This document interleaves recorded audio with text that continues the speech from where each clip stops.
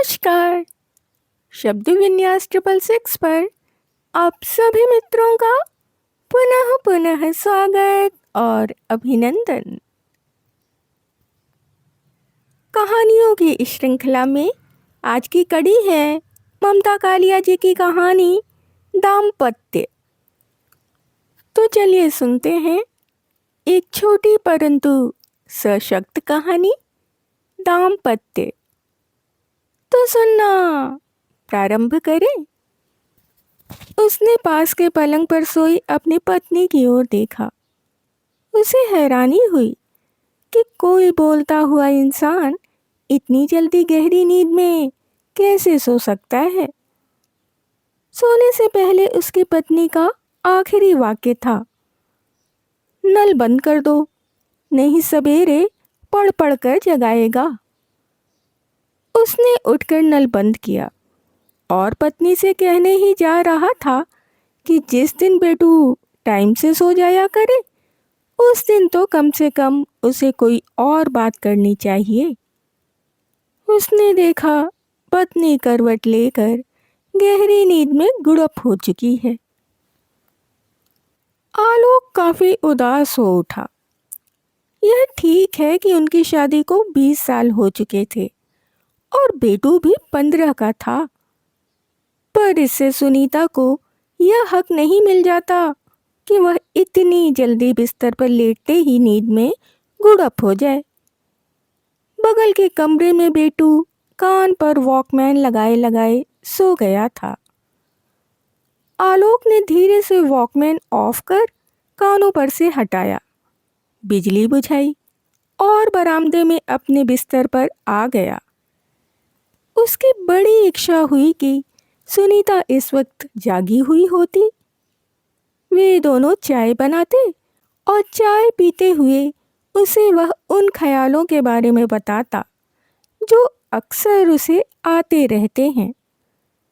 ये ख्यालात उनकी ज़िंदगी की निजी या मौजूदा मुश्किलों को हल नहीं करते, लेकिन उनके जेहन को एक नया अंदाज देते। पर यह मुमकिन नहीं था। उसके छूने से सुनीता जाग जाती, पर वह यह कभी नहीं मानती कि उसने उसे केवल गप मारने के इरादे से उठाया है।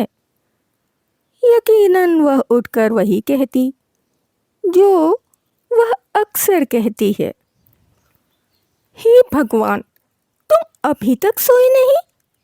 क्या कर रहे थे? पता नहीं तुम्हें रोज रोज मशक्कत करने की क्या पड़ी रहती है। उनके 20 साल के संग साथ की यह इंतहा थी कि उसकी पत्नी मोहब्बत को मशक्कत कहने लगी थी। उसने कई बार चाहा सुनीता को इस बात के भौंडेपन से सचेत करे, लेकिन हर बार वह उसके चेहरे की चिड़चिड़ाहट, थकान और झाइयाँ देखकर चुप रह गया। यही तो अकेला बदलाव नहीं था, खूबसूरती का एक समूचा शामियाना था जो उखड़ता जा रहा था। उसके मेहराबदार दरवाजे झरोखे और दीवारें ढहती नजर आ रही थीं। आलोक को डर था कि इससे बचते बचते वह कहीं एकदम बाहर ना चला जाए। अगली शाम यकायक ध्यान आया कि पिछले दिन हेमंत भाई के घर बच्चे की सालगिरह में जाने की उसे याद ही नहीं रही। उसने सुनीता से कहा, सुनो, मैं तो दफ्तर से देर से लौटा, पर तुम्हें भी ध्यान नहीं रहा। सुनीता ने कहा, तो क्या हुआ? वे कौन सा आते हैं बेटू की सालगिरह पर? लेकिन हम तो सालगिरह मनाते ही नहीं हैं। वे भी ना मनाए? जब हम नहीं मनाते तो लोगों के यहाँ दौड़ दौड़ कर बधाइयाँ देने का क्या मतलब है? जरूरी नहीं कि जो हमारे यकीन हैं वही दूसरों के भी हों। सबको अपनी तरह जीने की आज़ादी है। ऐसा करो, आज चले चलते हैं उनके यहाँ। भाभी खुश हो जाएंगी। पता नहीं तुम्हें कब समझ आएगी, सुनीता ने झल्लाते हुए कहा। बात गई खत्म हो गई, अब वहां जाकर लीपापोती करने से क्या फायदा। आलोक को चोट लगी। हल्की फुल्की बातों में भी उन दोनों के मतभेद जाहिर होने लगते हैं। सुनीता हर बात में फायदा नुकसान जैसे शब्द कहाँ से निकाल लाती है, और उसकी समझ का रोना तो वह रोती ही रहती है। हमेशा की तरह आलोक ने तय किया वह किसी दिन हेमंत भाई के यहाँ दफ्तर से सीधे अकेला चला जाएगा। रसोई में कुकर की कर्कश सीटी, नल की टपर टपर और चकला बेलन की निशब्द वार्ता का 1 घंटे का अंतराल कमरे को नितांत एकाकी बना गया। बेटू टेनिस खेलने गया हुआ था। आलोक ने सोफे का बिस्तर बनाया, टीवी चलाया और उसे न देखते सुनते हुए देखता रहा। यह रोज का क्रम था, कुछ कुछ वैसा जैसे दफ्तर में अपने आसपास की मेजों पर कई महिला कर्मचारियों के बीच रहकर भी वह उनसे उतना ही अनजान था। पसीने की गंध से वह पहचान गया कि सुनीता कमरे में आ गई है। टीवी पर क्या आ रहा है? पता नहीं। देख रहे हो और पता नहीं? मैं प्रोग्राम नहीं देख रहा। सुनीता ने टीवी खट से बंद कर दिया। फिर ख्वामख्वा टीवी चलाने से क्या फायदा?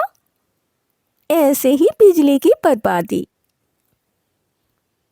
टीवी के बंद होते ही कमरे में मनहूस खालीपन फैल गया। गायत्री का हस्बैंड दफ्तर से आकर अगरबत्ती बनाता है। तुम भी कोई काम वाम क्यों नहीं करते? क्योंकि मैं गायत्री का हस्बैंड नहीं हूं। लेटे लेटे वक्त बर्बाद करना। सुनो, वक्त मेरा है, इसका मोल भाव तुम नहीं करोगी। मेरा क्या है, मैं तो तुम्हारे ही फायदे की सोच रही थी। बेटू लौटा तो उसके साथ उसका दोस्त वरुण भी था। कैसेट और कॉमिक की अदला बदली के बाद वरुण चला गया। आलोक ने बेटे की ओर लाड़ से देखा। बेटू की निगाह टीवी पर चिपकी थी। सुनीता बैल्कनी में चली गई थी। आलोक को लगा जैसे वह एक बार फिर 27 साल का बन गया है, अविवाहित, आजाद और अकेला। यह जो सामने लड़का है उसका बेटा नहीं, रूममेट महेश है।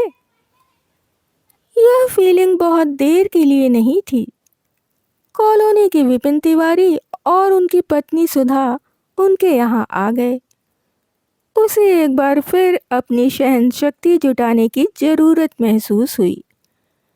सुधा तिवारी सुनीता की सहेली हैं, उसे भी बुरी नहीं लगती, बावजूद इसके कि उसके अंदर कुछ बिल्कुल वही खामियां हैं जो सुनीता में हैं, जैसे कंजूसी। पर विपिन तिवारी को बर्दाश्त करना उसे हमेशा कठिन लगता है। आमतौर पर उसे ऐसे दुम हिलाऊ लोगों से बड़ी चिढ़ है जो स्टेपनी की तरफ बीवी के साथ हर वक्त दिखाई दे। सुधा तिवारी सब्जी लेने भी जाती हैं तो उसका पति उसके साथ मौजूद रहता है। इस तरह सुनीता को तानेबाजी का एक और मौका मिल जाता है। उसे सुनाने की गरज से सुनीता हर बार सुधा से कहती है, तुम सचमुच बहुत खुशकिस्मत हो सुधा, जो तुम्हें विपिन जी जैसे पति मिले हैं। विपिन तिवारी दोनों महिलाओं को एक गदगद मुस्कान देता है। जिस तरह वह महिला मंडली से मुखातिब रहता है, उससे शक होता है कि शायद पुरुषों के बीच बैठ उसे परेशानी होती है। अंदर आते ही महिलाओं ने मौसम, महंगाई और मेहरी के बारे में 100 राय जाहिर की। विपिन ने सिर हिलाया। आलोक ने कहा, यह ठीक है कि यहाँ टमाटर 5 रुपए पाव हैं, पर चौक में यही टमाटर 50 पैसे पाव मारा मारा फिर रहा है। विपिन तिवारी उत्तेजित हो गया। अरे कब, कहाँ, कैसे? यह तो बड़ी गजब की बात है सुधा। सुनीता बिगड़ी। तुम इतनी दूर जाकर सिर्फ 1 पाव टमाटर क्यों लाए? किलो नहीं ला सकते थे? और सब्जियों के दाम सुनिए। आलू रुपए का 2 किलो, गोभी 40 पैसे, प्याज। विपिन तिवारी ने अफसोस से सिर हिलाया। क्या बताएं, इस वक्त चौक बंद हो चुका होगा, नहीं तो मैं अभी चला जाता। इसी उत्तेजना में उन लोगों ने जल्द विदा ले ली। उनके जाते ही सुनीता ने मचल कर कहा, सुनो, सुबह हम भी चौक चलेंगे। आलोक हंस दिया। मैंने मजाक किया था। दरअसल चौक में सब्जियां यहाँ से भी ज्यादा महंगी हैं। सुनीता बुरा मान गई। यह भी कोई मजाक है? सुधा लोग कितने सीधे हैं। उन्हें क्या पता तुम्हारे मन में क्या है। यह तो तुम्हें भी नहीं पता। मैं तो तुम्हारी रग रग जानती हूँ। लेकिन तुम्हें सुधा लोग से ऐसे नहीं करना चाहिए था।